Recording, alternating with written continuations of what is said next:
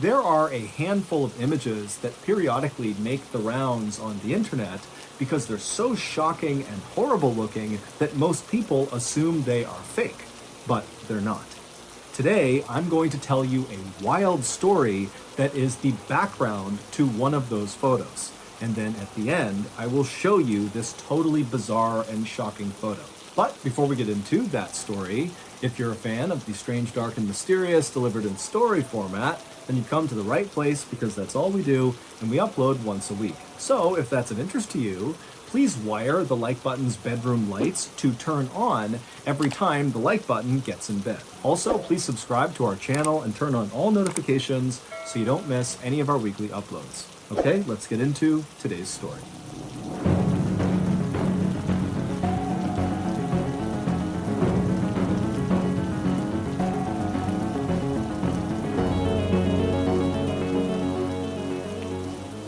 On September 12, 1916, residents of the little mining town called Kingsport, Tennessee, left their homes and packed the main street.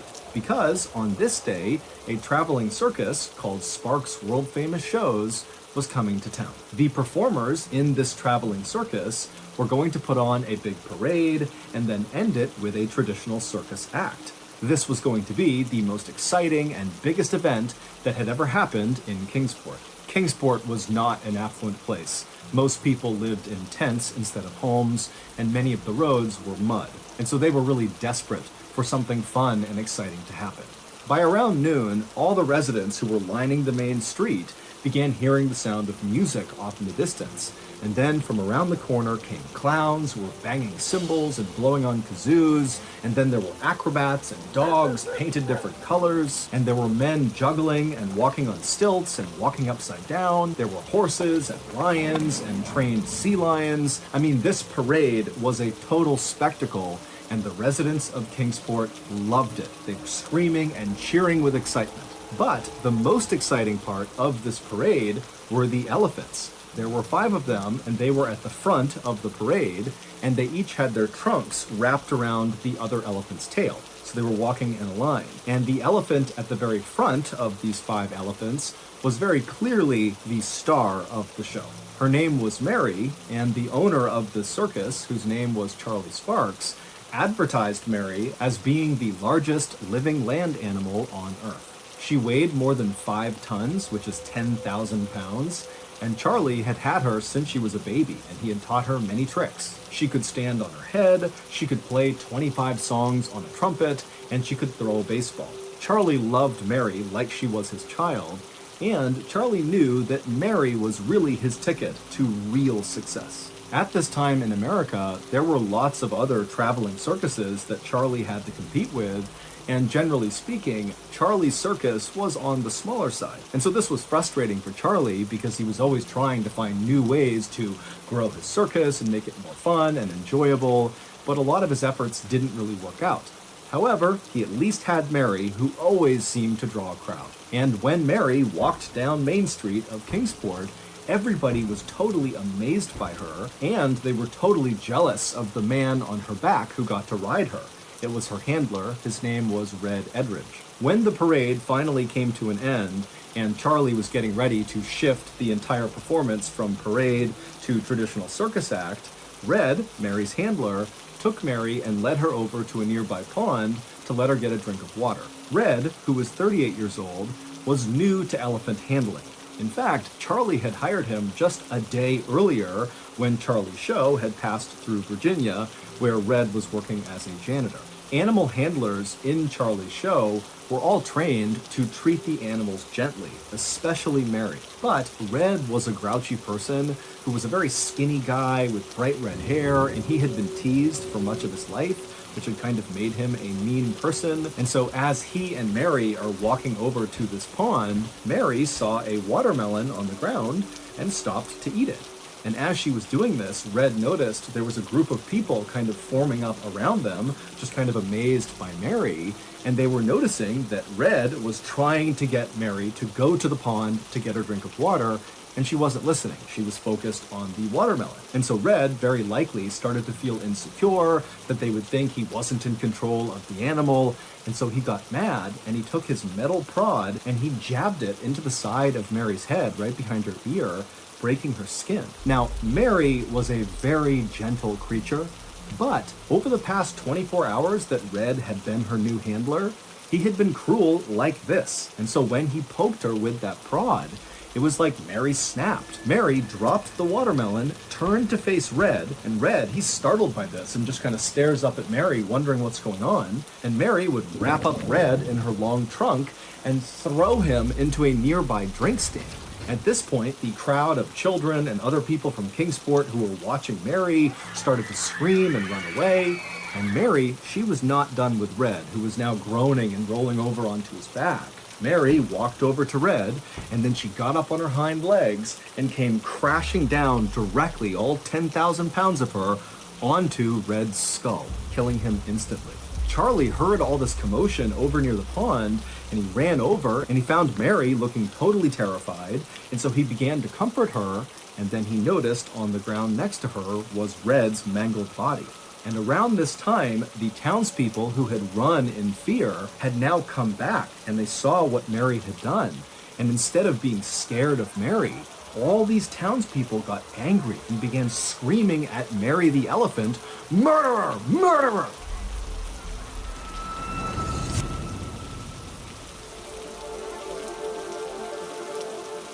Once the news headlines fade about whatever terrible thing happened to them, the victims of violent crime and their families are often left to pick up the pieces of their shattered lives all on their own.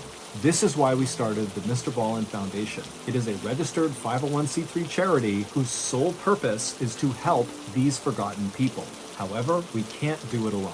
Since last year, with your help, we were able to raise and give away to victims of violent crime and their families nearly $500,000. And this year alone, our studio, Ballin Studios, is going to donate $1 million.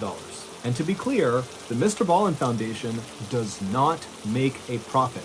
Zero. Meaning 100% of your donations to the foundation go to the cause. Not to overhead, not to salaries, nothing. It's just the cause. So if you're looking for a highly transparent, very active charity that is just trying to do the thing we say we do to support victims of violent crime and their families, then look no further than the Mr. Ballin Foundation. To make a donation, simply go to mrballin.foundation and click on Donate. Again, that's mrballin.foundation and click Donate.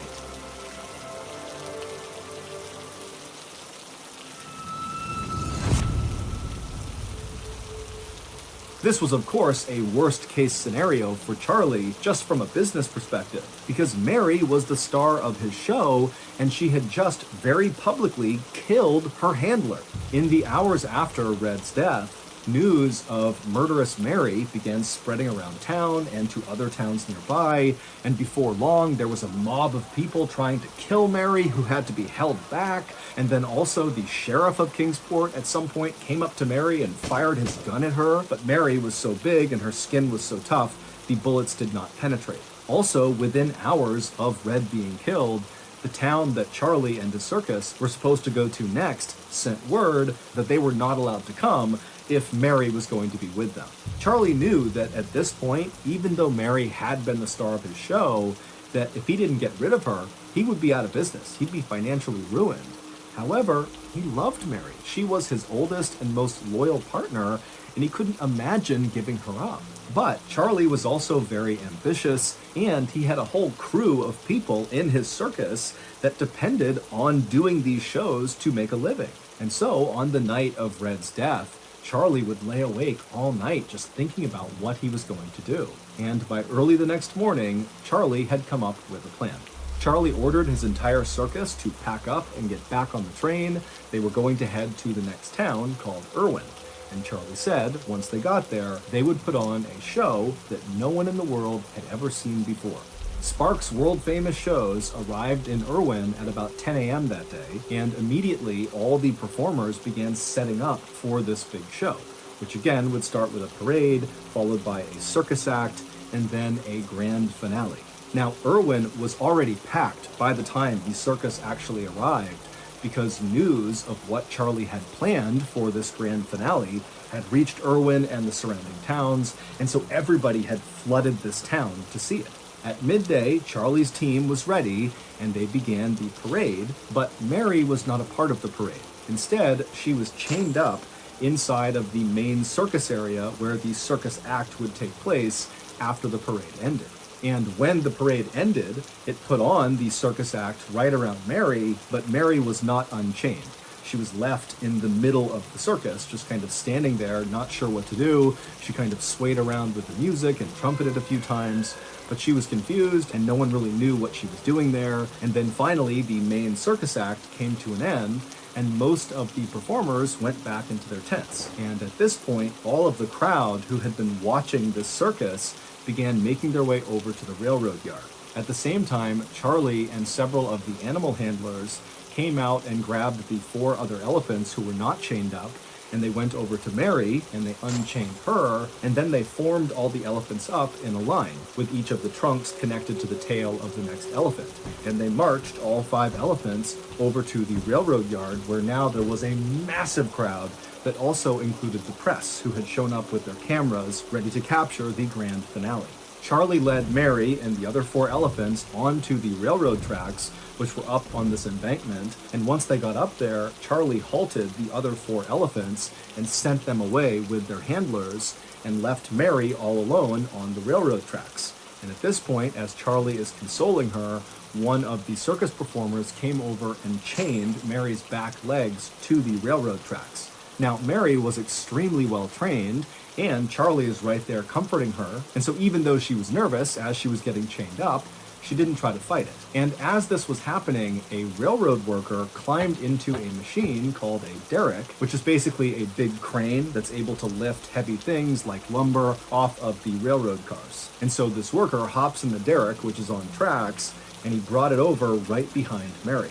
And so once the derrick was in place, and once Mary was securely fastened to the tracks, another worker climbed up onto the crane of the derrick, so the actual arm that was jutting out over Mary.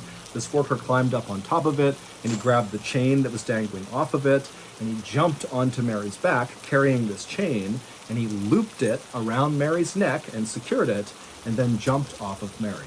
At this point, Charlie, who was still holding on to Mary's trunk and comforting her, gave her one last embrace, and then turned away from her and walked down the embankment toward the huge crowd, who had now gone totally silent, sensing the grand finale was about to start. Once Charlie reached the crowd, he turned around to face Mary. He signaled the railroad worker in the derrick, who then pulled a lever inside of the derrick. At this point, the only sound that could be heard across the whole railroad yard was the sound of this chain that had just been activated slowly being retracted by the derrick. And so as it was pulling Mary up off the ground by her neck.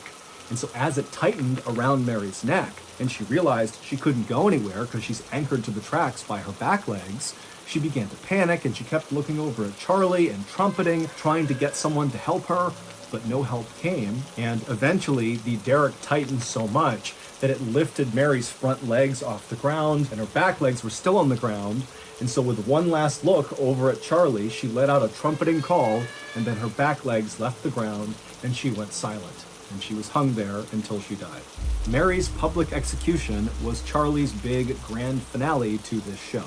He had killed off this murderous elephant in an effort to appease the masses and save his circus business. And it did work. His circus continued to grow for a number of years. I mean, lots of people were interested in coming to see whatever he was doing because of the infamy around Mary. But after killing Mary, Charlie was never the same.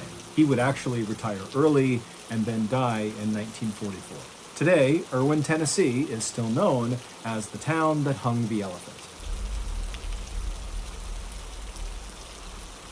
So that's going to do it. If you enjoyed today's story, be sure to check out our podcast, We have over 100 episodes. Many of them are exclusive to the podcast, so you can't get them on YouTube. The podcast is just called the Mr. Ballin Podcast, and it's available exclusively on Amazon Music.